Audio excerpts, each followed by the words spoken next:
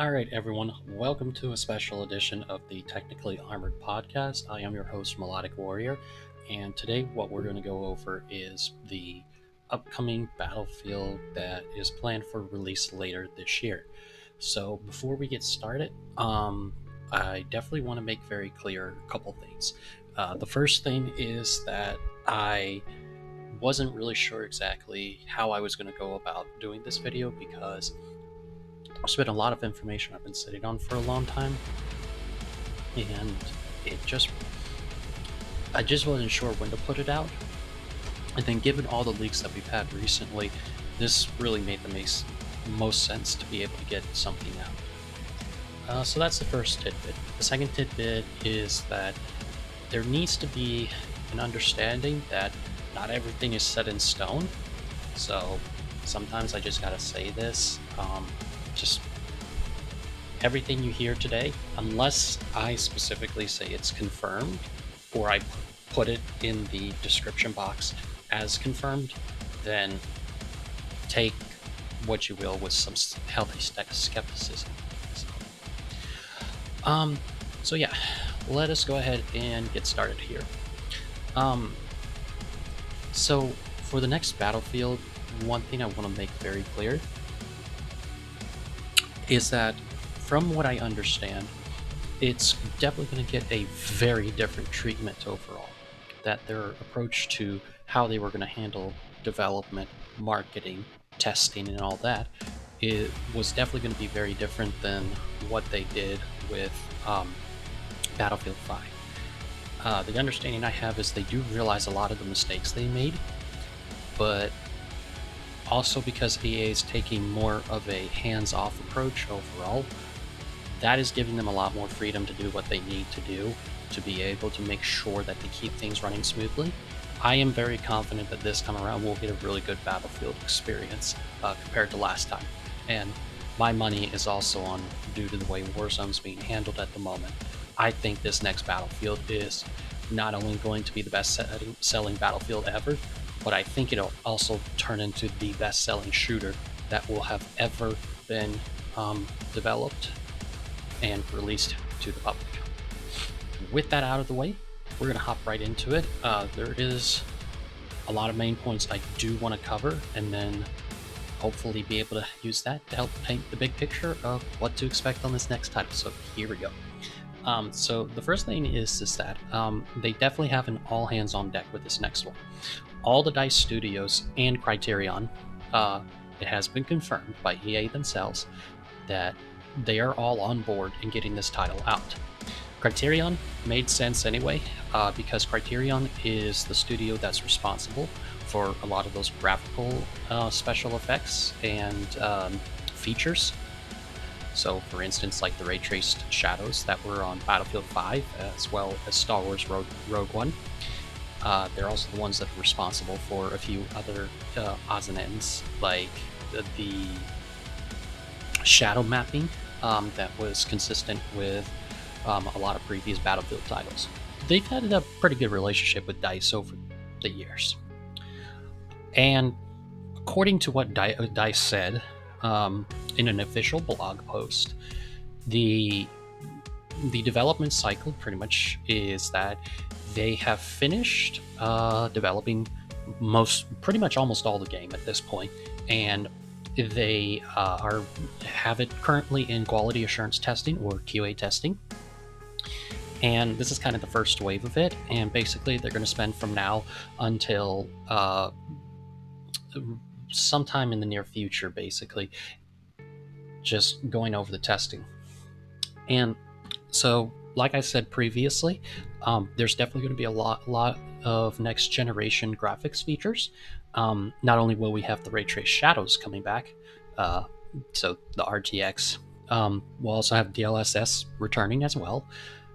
There will also be actual ray traced lighting and ray traced reflections. So basically, you could be in the middle of a firefight, be looking at a puddle, and get a really, really nice reflection.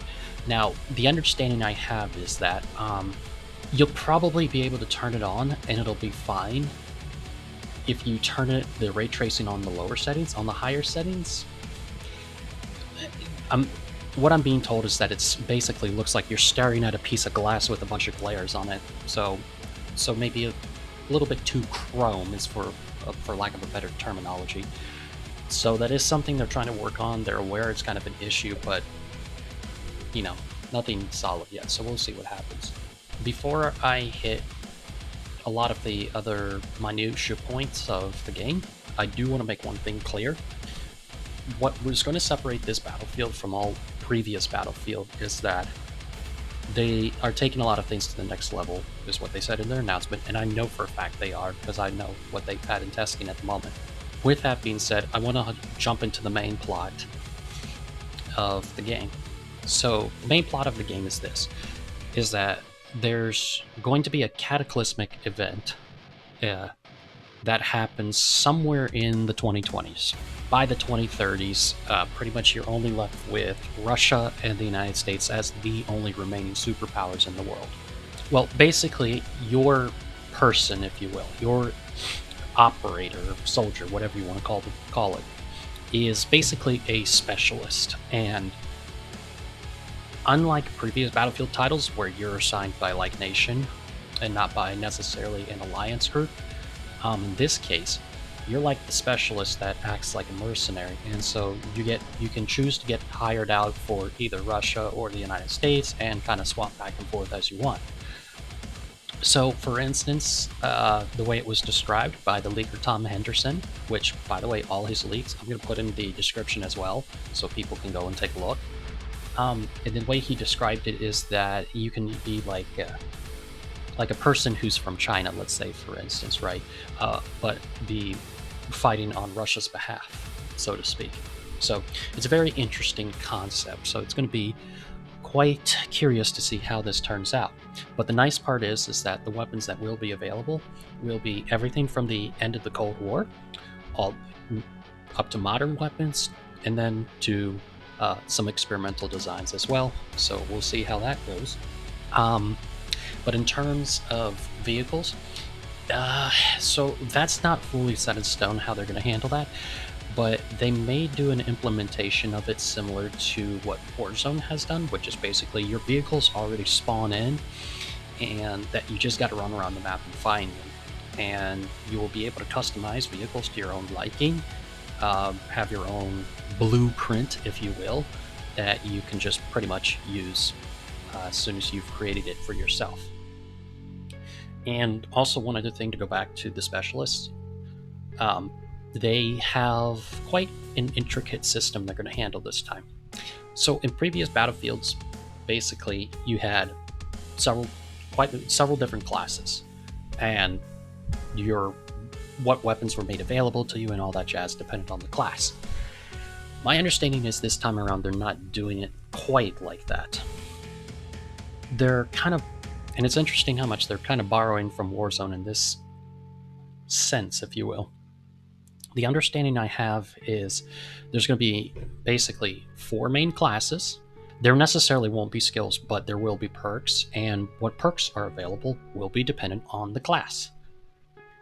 So the next thing that we should probably also go over is there going to be a campaign, or is it just going to be multiplayer?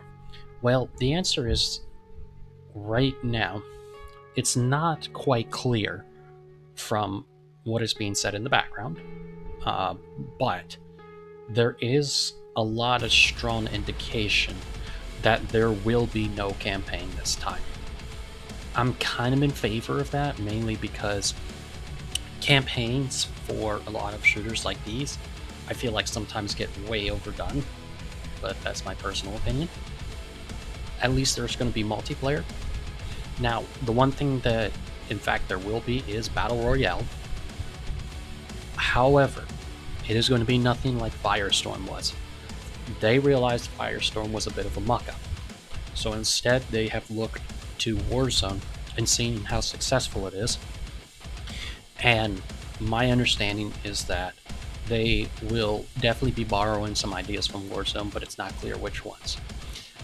There is a rumor circulating around that they have a deadline of release of March 2020.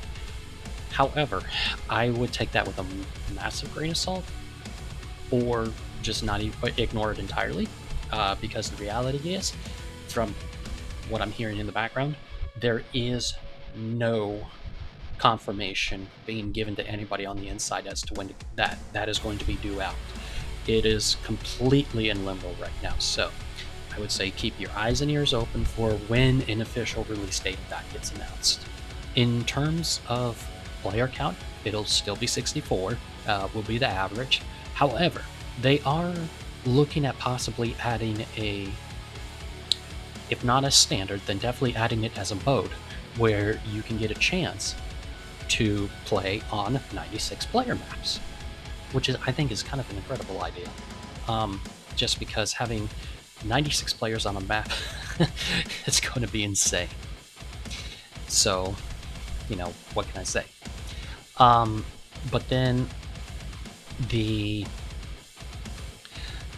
other feature that's going to be about those maps is a lot of the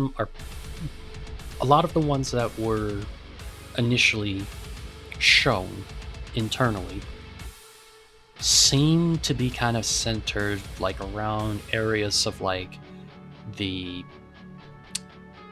east side of the Pacific. So I'm not exactly sure if they're going to cover other parts of the world. That is going to remain to be seen. So we'll see what happens there.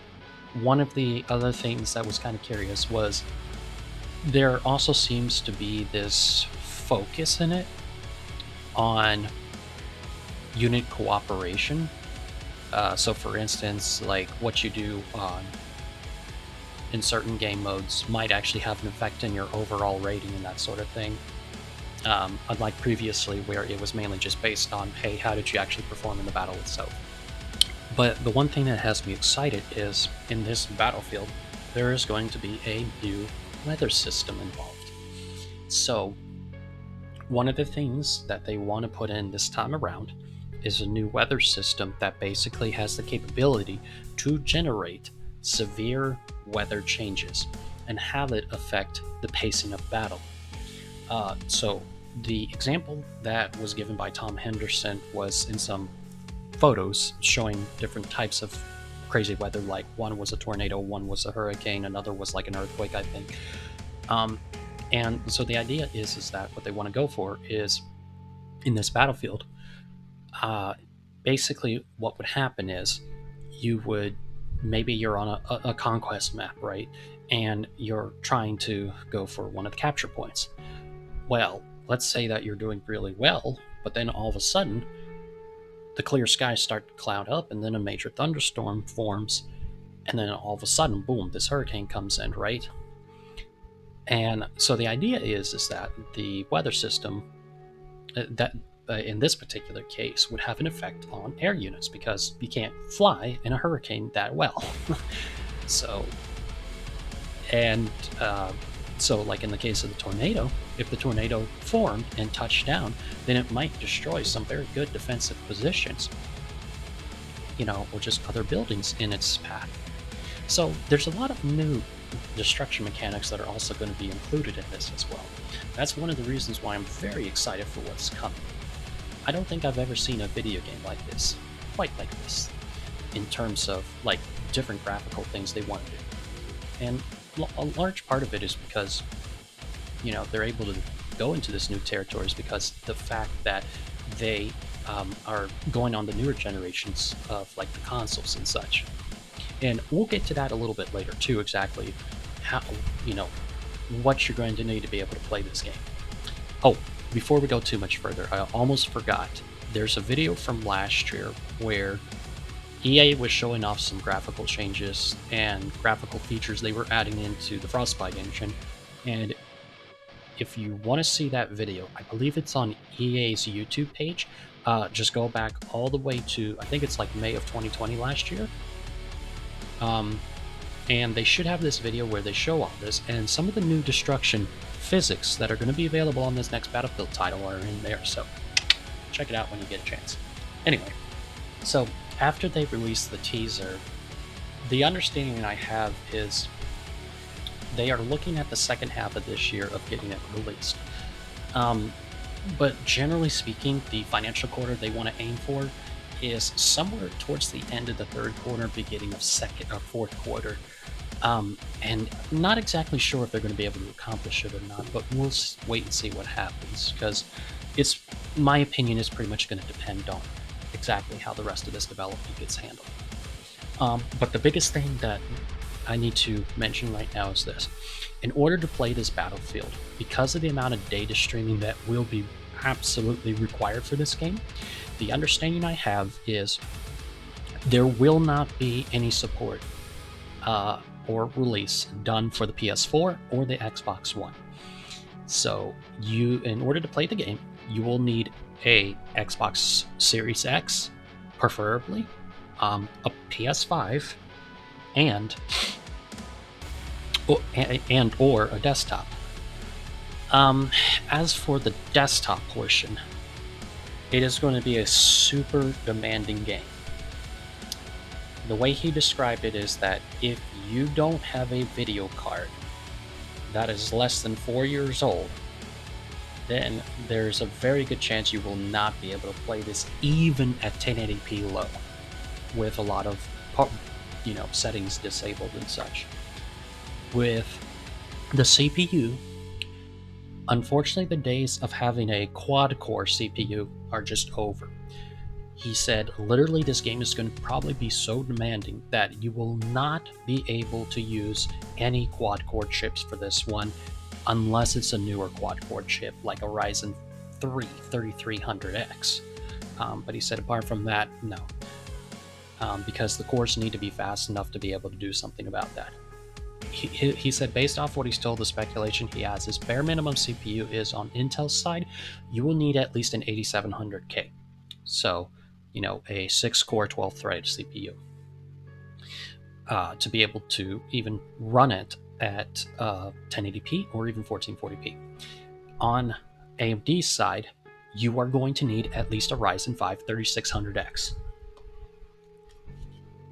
He thinks you can get away with 3600, but we'll see.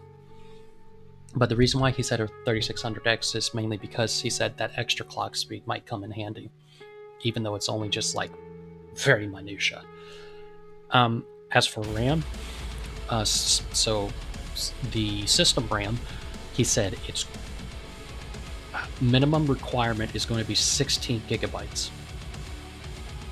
Think about that, 16 gigabytes, holy crap. And the recommended specs is going to be 32 gigabytes, because he said with all of those textures and all of that rendering that the CPU is going to have to handle with the data streaming especially, he said that you're going to need to cash out on the RAM as much as possible to basically help with those render loads. Now, that brings us to the graphics card. What he said was this, is that if you want to play 1080p medium settings, he said, on NVIDIA's side, you're probably going to need a 1070, maybe even a 1080, depending on how they decide to go about it. Or, on AMD's side, you will need, at bare minimum, he said that with bare minimum requirements, you might be able to get away with an RX 580, but he thinks it more likely that they probably are going to, in official documents, just put out and say something like a 5500X or RX 5500 XT 8 gig model, or the 5600 XT. He's not sure which one they're going to say in it. But basically, the video card is going to need a lot of VRAM. Because when I asked him about that, he said, based off what he's being told, if you're playing at 1080p, you need at least 8 gigabytes of VRAM to be able to run the game smoothly. But if you're at 1440p or higher, he said, you're going to need at least 12 gigabytes. And I even said to him, I said, oh, I guess that's because they're going to have good ultra-wide support. And he's like, not quite. He said, because of how graphically intensive this next Battlefield's going to be, you will need as much VRAM as possible to be able to run things. So he actually has some very serious doubts that it's going to run smoothly on any NVIDIA card that doesn't have at least 8 gigabytes, and even the ones that have 8 gigabytes, he said, probably you're gonna have to turn some settings down to get it to run smoothly because of the lack of VRAM. We're like, oh, okay. So we'll see what happens with that. And then also in terms of storage, he did say that they this will be EA's first video game that's being developed that will not have any hard drive support whatsoever. He said, in order to run this game, you will have to have a solid state drive. You won't have a choice in the matter. And you don't, it doesn't need to be a fancy one. You could probably even run it on like one of those QLC solid state drives. And I even asked him, I said, could you run an auto-sated drive? And he goes, yes. The idea is that you're going to need as much bandwidth as possible for it to run smoothly. And so there's a very good chance that if you're a person that's been using a hard drive for a while for your games, then there's absolutely no way that you're going to be able to run it unless you have that solid state drive. And on that note, how much storage capacity the game's going to need, he said initially it's probably going to be closer to about 120 gigabytes, but he said once they get the battle royale out, it's probably going to be much, much closer to what Warzone is. But again, that's, to be confirmed and determined, we'll put it that way. So anyway, this is pretty much all that I am aware of that will be going in, and some of it, and again, I tried to say what was just pure speculation, so we'll see about that.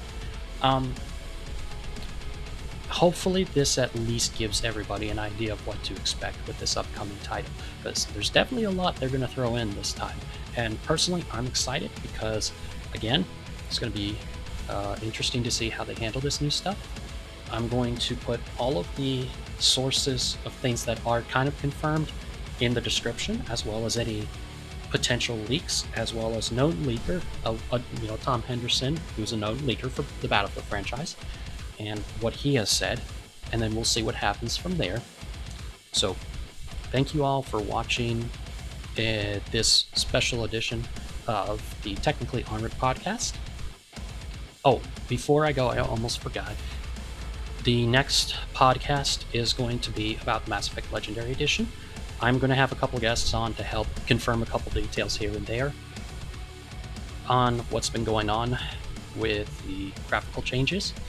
And we'll also have a couple other guests to kind of give their opinion as Mass Effect fans on what they think of these graphical changes. So anyway, hope you all enjoy what's coming up, and we will see you all later. Peace out.